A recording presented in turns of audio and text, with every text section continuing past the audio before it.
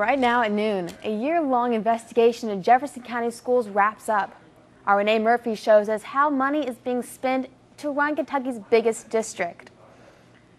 There goes that. Attorneys for confessed serial killer Clyde Gibson make motions in court, what they're asking for. And hundreds of motorcyclists riding through Kentuckiana to honor fallen service members. We'll tell you where they're heading.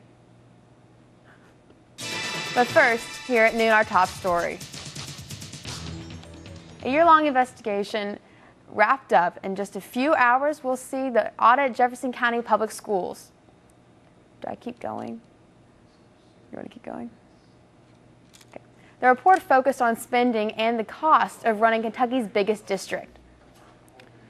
WHAS 11's Brooke Hodge is live in Van House Education Center where a news conference is scheduled. It goes on. Meteorologist Ben Pine joins us now in the Weather Center.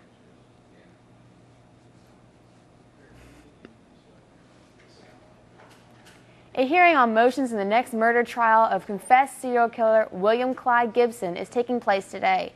He's set to face trial for murder of Stephanie Kirk. Her remains were found at his New Albany home in 2012.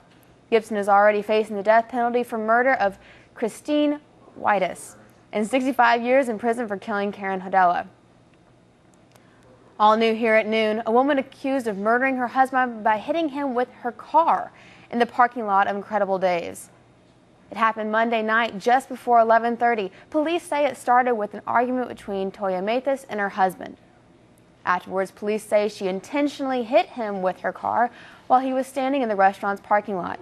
Medics took him to University Hospital where he later died.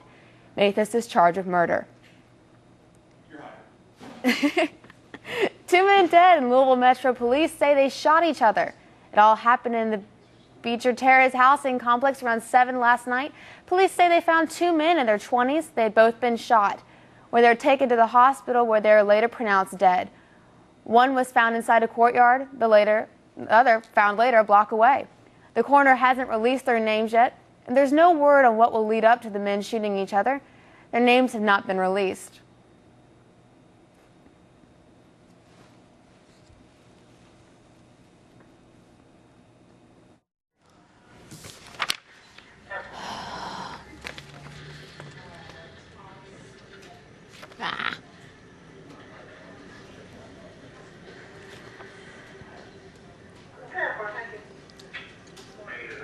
I gotcha.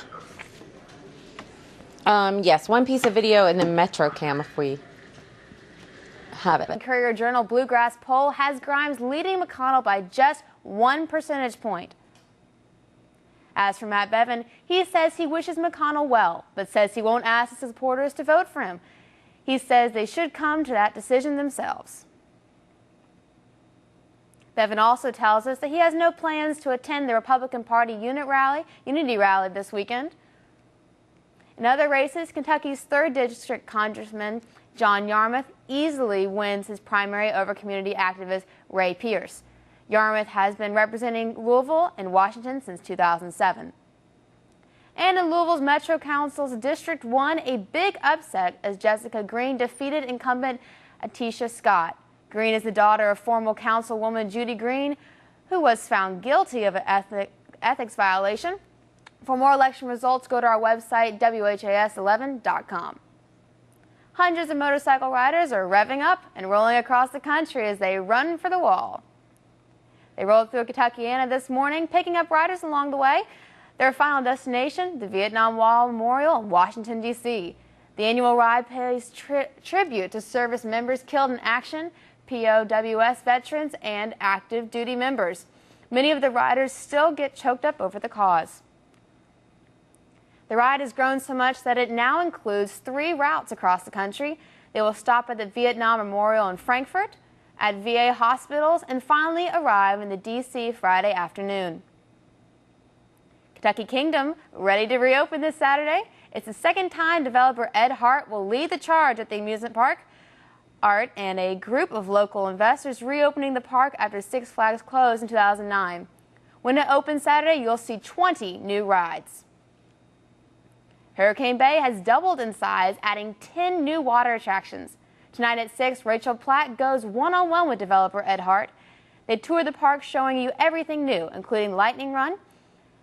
Many of the people getting ready for the park, getting the park up and running, were part of the Hart's original team nearly 25 years ago.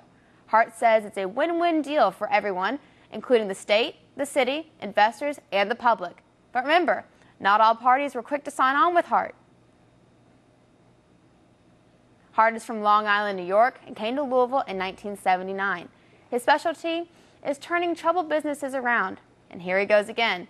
He's not a man who likes the spotlight, but he's in it with Rachel Platt tonight at 6. Straight ahead right now at noon. Some big wins and some big losses in last night's primary. We take a look at what it all means for November.